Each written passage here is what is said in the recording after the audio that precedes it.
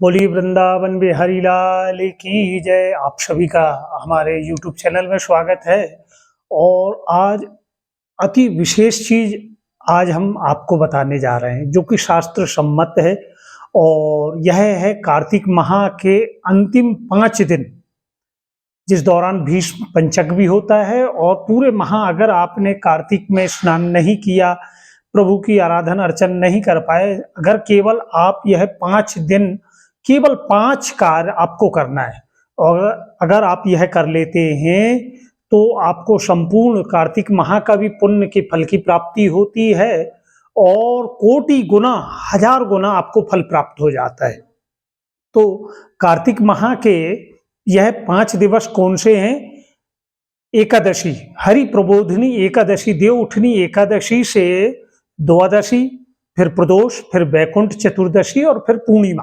तो ऐसे यह पंच दिवस हर प्रकार से हर मनोरथों को सिद्ध करने के दिव्य पंच दिवस हैं। इन पंच दिवस हमें क्या करना है? और कार्तिक पूर्णिमा के दिन देव दीपावली होती है, देव दिवाली।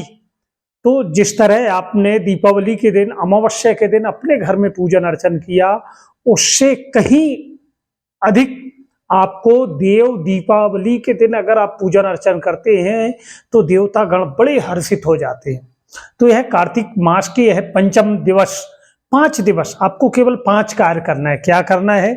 और यह 5 दिवस में सर्वप्रथम आता है हरि कीर्तन, हरि जागरण। अर्थात श्री नारायण के निमित्त आपको भजन करना है, कीर्तन करना है। थोड़ा समय आपको उस परमात्मा ने मुझे आपको 24 घंटे दिया है। आप 24 घंटे में से अगर एक एक मिनट अगर आप बाहर निकाल के रख दें तो 24 मिनट हो गए।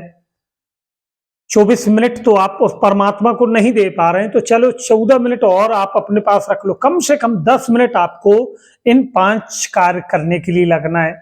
हरि जागरण, रात्रि में जागरण का विशेष महत्व रहता है। और यह पंच दिवस एकादशी कब है? शनिवार के दिन, हरि प्रबोधिनी, जिस दिन तुलसी मैया का विवाह होगा। श्री हरि भगवान जो चतुर्मास में प्रभु शयन में थे, उस दिन प्रभु उठ जाएंगे। तो उस दिन से आपको 5 दिन हरि की आराधना करना है। और प्रातःकालीन बेला में सूर्य उदय के पूर्व उठकर आपको स्नान करना है। स्नान करने के बाद 1 लोटा जल आपको उदित सूर्य भगवान को आपको अर्पण करना है।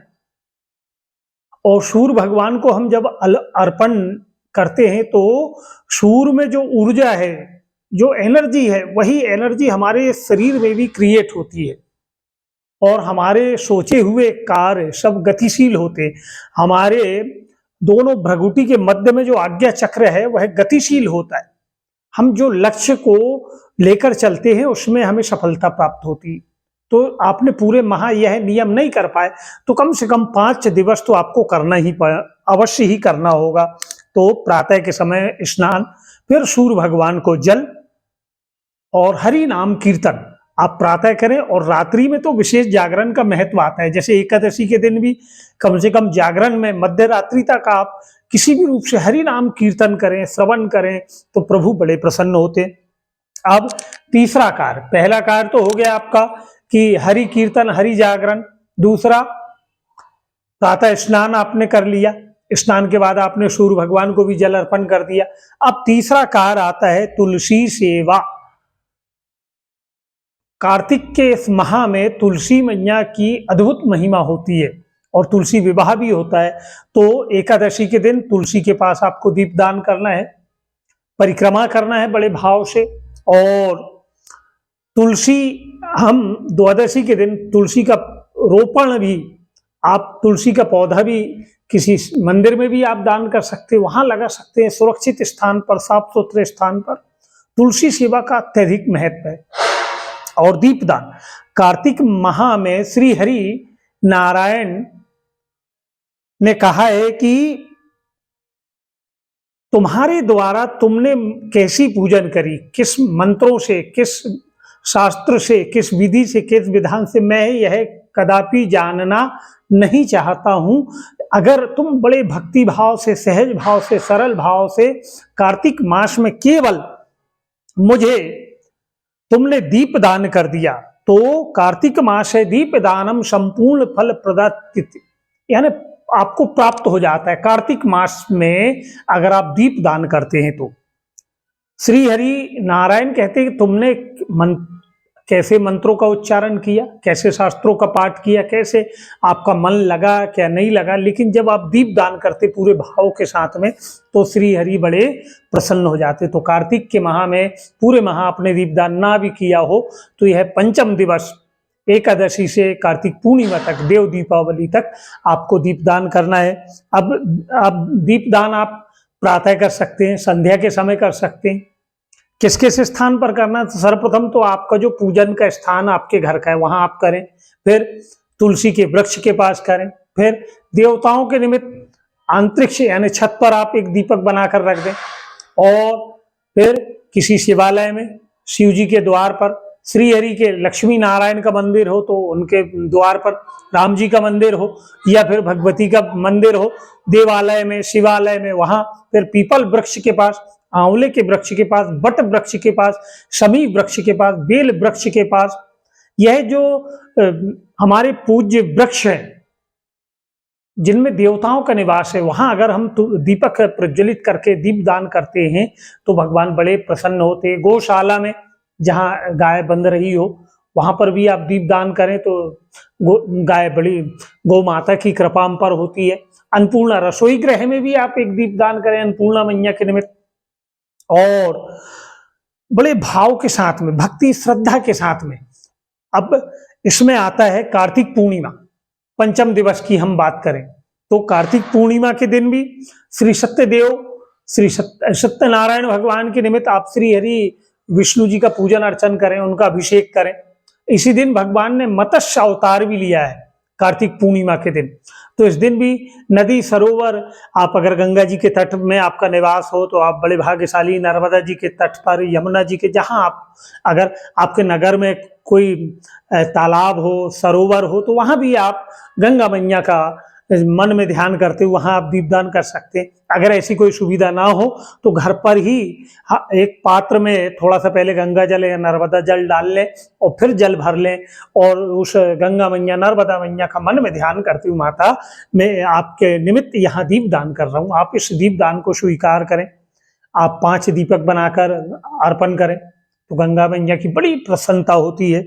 और कार्तिक माह में ही एक विशेष पूजन होती वैकुंठ चतुर्दशी के दिन, चतुर्दशी के चौथे दिन, चतुर्दशी के दिन हरि और हर का मिलन होता है, अर्थात श्री हरि का और भोलेनाथ का, देवाधिदेव महादेव का। भोलेनाथ आपके जो भाग में नहीं लिखा है वह भी आपको प्रदान कर सकते हैं, और इस सृष्टि के पालनहार तो श्री हरि नारायण है, तो भोलेनाथ को उस दिन वैकुंठ चतुर्दशी के दिन मंजरी, जो तुलसी की मंजरी, वह अर्पण की जाती है। और श्री हरि नारायण को क्या, बेलपत्र, और जैसे आपके यहाँ अगर शालिग्राम है, शालिग्राम भगवान अगर आपके यहाँ है, और उन पर तुलसी पत्र हमेशा रखी हुई रहना चाहिए, लेकिन यह पंचम दिवस 5 दिन अगर आप उन पर एक एक बेलपत्र भी अर्पण करते हैं, यह 5 दिवस आप श्री हरि को एक एक बेलपत्र भी अर्पण करते हैं तो प्रभु श्री हरि नारायण बड़े प्रसन्न हो जाते हैं। बेलपत्र का अत्यधिक महत्व इसमें आता है। अब हरि और हर के मिलन के दिन भोलेनाथ को तो आप मंजरी 108, 51, 11 जितनी भी आपको मंजरी प्राप्त हो जाए। अब इस दिन पंचम दिवस अगर आप तुलसी काष्ठ, तुलसी की सूखी हुई जो लकड़ियां होती है उसके अग्रभाग में थोड़ी सी ऐसी रुई लपेट लें आप सूखी हुई लकड़ियों में, और इसे आप, जैसे हमने ये भी आपको यह बता रहे हैं, और आप इसे घी में डोब लें और फिर यह प्रज्वलित करके आप ऐसे रखते जाएं।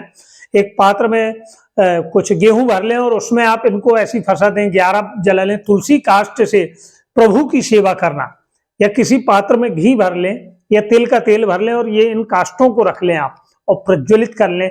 उससे श्री हरि नारायण की अगर आप आरती करते हैं तो प्रभु अत्यंत प्रसन्न होते हैं, और वह कितने ही जन्मों का दरिद्र क्यों ना हो, उसके जीवन में श्री की कृपा, माता महालक्ष्मी की कृपा, श्री नारायण की इस तुलसी काष्ठ से जब आप आरती करते हैं तो श्री हरि इतने प्रसन्न होते हैं, तो माता महालक्ष्मी की कृपा से उनका भंडार भर जाता है।